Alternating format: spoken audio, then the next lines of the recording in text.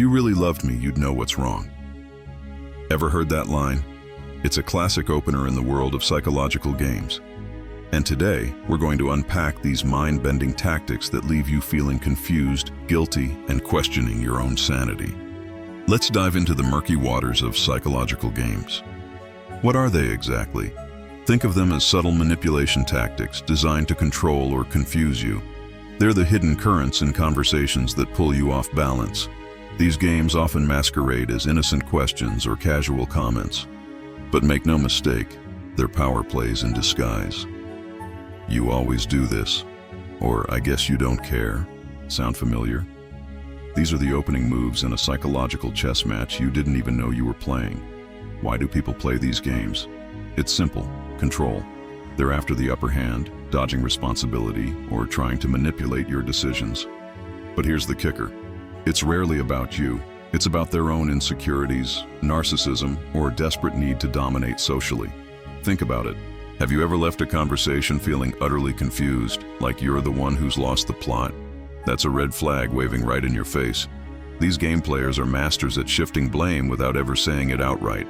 And those jokes that leave a sting. They're personal attacks wrapped in a laugh track. Let's break down some common setups. First up, the guilt trap. If you really cared, It's emotional blackmail, plain and simple. Then there's the blame shift. I only acted that way because you... Suddenly their bad behavior is your fault. And don't forget the martyr act. I guess I'm always the bad guy. It's a one-way ticket to you apologizing for something you didn't do. So how do you spot these patterns quickly? Pay attention to how you feel after interactions. Always drained? Constantly confused? That's a clue. If you're taking responsibility for someone else's emotions 24/7, or if you're apologizing but never quite sure why, you're probably caught in a game. But here's the good news. You can stop playing. When you feel that familiar twist in your gut, stay calm. Don't take the bait. Instead, ask direct questions. What are you trying to say? Cut through the fog with clarity. And don't be afraid to set boundaries. I'm not okay with being manipulated emotionally. It's not rude, it's self-respect. Remember this: the sooner you recognize the game, the less power it has over you. Healthy relationships aren't built on silent control battles. They thrive on clarity and mutual respect. It's about open communication, not mind-reading contests. These games? They're not just annoying, they're toxic. They chip away at your self-esteem, your trust in others, and your peace of mind. But knowledge is power. Now that you can spot these tactics, you're already one step ahead. Think about the last time someone tried to play mind games with you. How did it make you feel? Confused? Angry? Maybe a bit of both? That's normal. These games are designed to knock you off balance. But here's the thing. You don't have to play. Next time someone tries to guilt trip you or shift blame, take a deep breath. Recognize it for what it is, a game, and then decide if you want to engage. Sometimes the best move is not to play at all. Remember, you're not responsible for other people's emotions or actions. You're only responsible for your own. So stand your ground. Trust your gut. If something feels off, it probably is.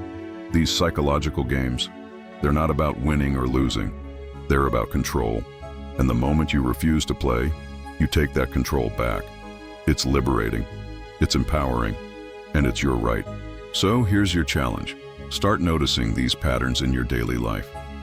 They might be subtle at first, but once you see them, you can't unsee them. And that awareness? It's your superpower. You might be surprised how often these games pop up. At work, in friendships, even in family dynamics. But now you've got the tools to navigate them. You can choose to engage directly, set clear boundaries, or simply walk away. It's not always easy. These games often come from people we care about. But remember, true love, true friendship, true respect, they don't need manipulation to thrive. They stand on their own, in the clear light of honest communication. So the next time someone says, "If you really love me, you'd know what's wrong," try this: "I care about you, but I'm not a mind reader. Can you tell me what's bothering you?" Direct, honest, and game-free. You deserve relationships built on trust and open communication. not silent battles and hidden agendas. It's time to change the game. Or better yet, stop playing altogether. Think about the people in your life, the ones who leave you feeling uplifted, understood, and respected.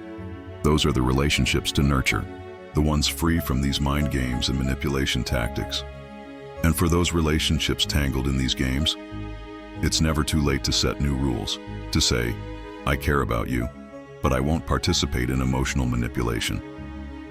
It might be uncomfortable at first, but it's the first step towards healthier, more authentic connections. Remember, spotting these games is just the beginning. The real power comes from how you choose to respond. Will you get pulled into the drama, or will you stand firm in your truth?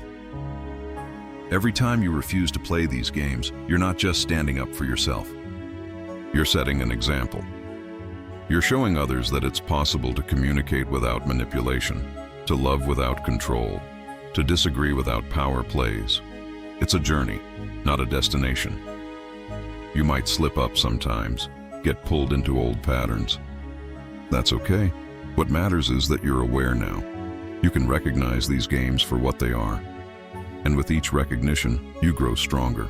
So here's to clearer communication, to relationships built on mutual respect, and to the courage to say no to mind games. You've got this.